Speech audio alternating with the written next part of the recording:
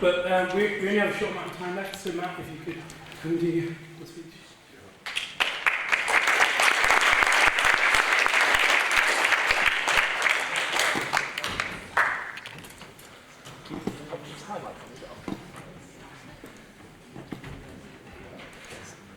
Right, so my name's Matt, I work for Results UK, and in the spirit of the other guys, can I just see a show of hands for anybody who saw the They Go to Die film?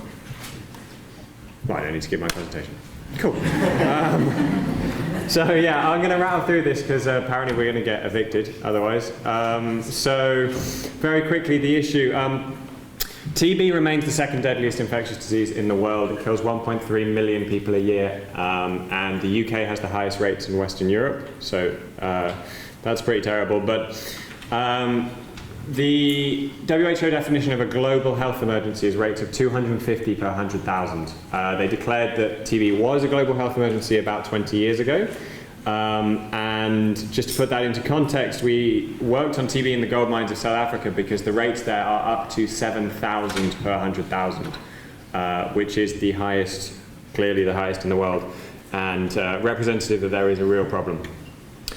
So what were the campaign objectives? So we wanted to influence the mining companies to change their practices to try and reduce the number of infections. We wanted to put pressure on the UK government to commit to the Global Fund, which it did, use its own influence and the fact that mining companies, some of the biggest in the world, are registered on the London Stock Exchange.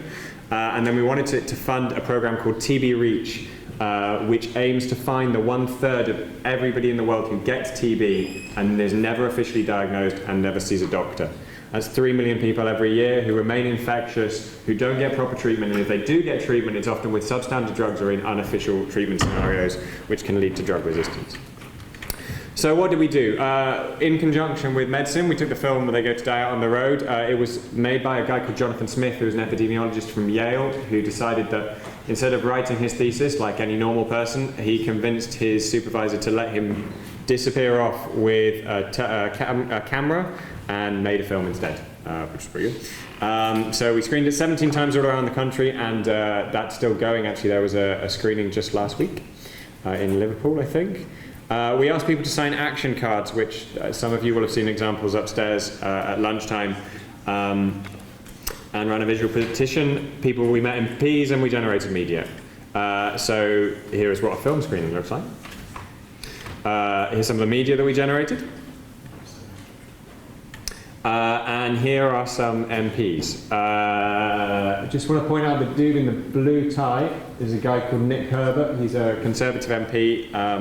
And is probably the foremost parliamentarian in the world advocating on TB.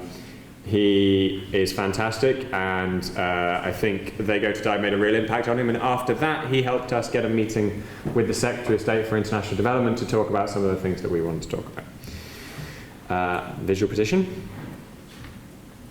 So what did we do? What were the outcomes? So we have successfully engaged the mining companies. After delivering the action cards and handing them over, we got in contact with a guy called Brian Chickson, who is the Director of Health at Anglo Gold Ashanti. We had a very successful phone conversation. He said that there were loads of things they wanted to do. That was 2 months ago. He's not responding to our emails. So that was less successful. The film was seen by over 2,000 people. A group of MPs through the APPG and with the help of Nick, who I mentioned earlier, met the Secretary of State and talked about the Global Fund, talked about TB Reach, and we talked about a DFID initiative to do something in South Africa. Since then, DFID has announced a £6 million fund joint funded with the World Bank, and they pledged £1 billion to the Global Fund, making us the second most generous donor to any multilateral in history. The Secretary of State also said that she would bring together regional stakeholders and mining leads to have a sort of summit. That work is still ongoing, but is definitely in the pipeline. And just to touch briefly on kind of what Results do, 10 minutes, and what medicine do. So Results is a grassroots advocacy organisation. We rely on people like you guys who are interested in international development and who are willing to be advocates. It's all about making your voices heard. Through that, we put pressure on MPs and decision makers, and we get real results. We've got £1 billion unlocked for the Global Fund because of the efforts of projects like this and people like yourselves. So we provided the resources and the policy know-how and the direct parliamentary engagement within parliamentary structures, and you guys contributed ready and willing students, I don't know how willing you are, but you were there, local knowledge and passion for the issue. Again, I can't comment, but that's what they tell me. And it was a huge success. So this last thing is just a statement from Lynn Featherstone, who is the Parliamentary Under-Secretary of State for International Development, talking about the importance of dealing with TB and HIV in the mining sector. And I guess if I were to sum up, as the campaign sort of continues on but is less sort of public facing, it made a really big difference. Sometimes it's easy to be in a situation like this or to do a film screening and then you don't hear anything and you wonder what impact you've made and whether anything happened. Well, literally millions and in fact billions of pounds were unlocked for, well, that will save people's lives. The Global Fund Pledge is estimated to save somebody's life every 2 minutes.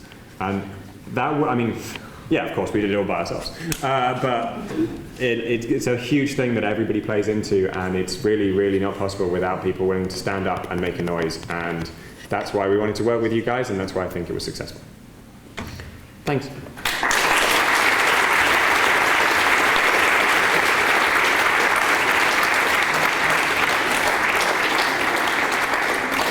Thanks so much, Matt. That campaign, which just spanned a couple of months last year, is potentially one of the most impactful things that we have done as a network in our 20 years of existence. You know, we contributed to this ginormous £1 billion donation that the government made, but there were also specific pockets of money for TB and mining in the hundreds of thousands of pounds that are going for research, and that's just because of this campaign, which we are very happy to work with results on. So thanks for that. As I said, we have to wrap up fairly soon. Do we have time for one round of questions, or do we need to go? Some quick questions. We need to be out by 6. Okay, cool. So does anybody have? Do you want to just come down the front and we'll just take one round of questions. So 3 questions. Stop being so nice. Okay, I'll keep this one. Any questions? Any questions? For anybody on anything? You can ask Joe about his twerking. Please, sir. Nothing at all? Yeah. Yes?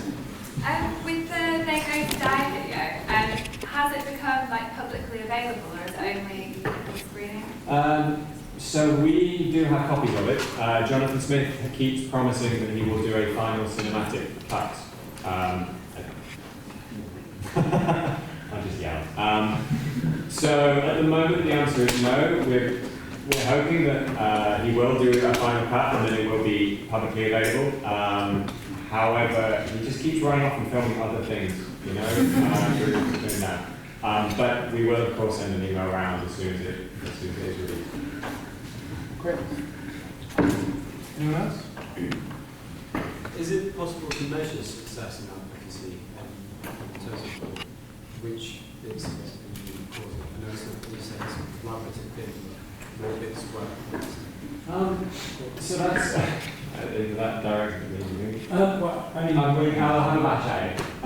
First of all, Results has just recruited a fundraiser for the first time in our history, and she's gone great very quickly, just trying to measure stuff that we do. So you're quite right. But the way that grassroots campaigns work in relation to our parliamentary system is that you often engage MPs who may otherwise not be interested. So there is a pool of MPs and peers who are interested in international development, and all the NGOs are scrapping over them.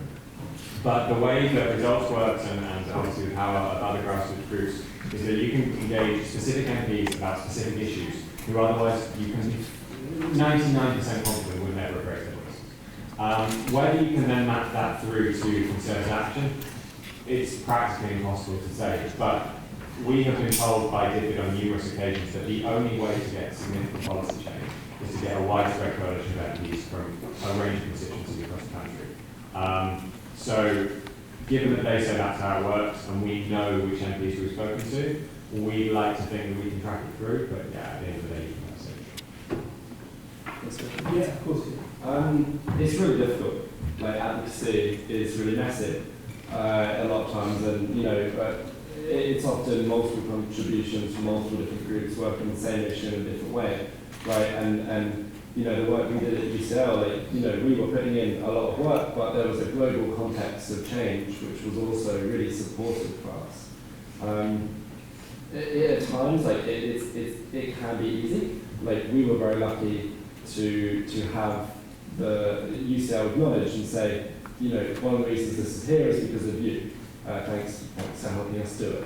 And again, we were very, very lucky to, just a week ago, I was just checking out